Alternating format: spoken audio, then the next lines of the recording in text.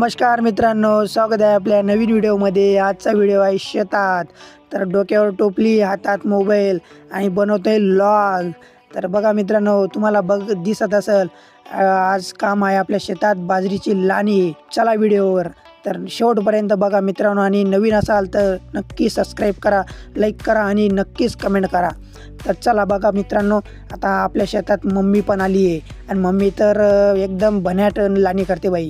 आणि बघा एवढा गराज जमलेला आहे आपलावाला, आणि अजून बरीचशी बाजरी बाकी आहे आपलीवाली। आत्ताशी अर्धी बाजरी झाली तर एवढा गराज जमला आहे आपला। तर समोरच्या तुकड्यात बी आपल्याला जायचं आहे।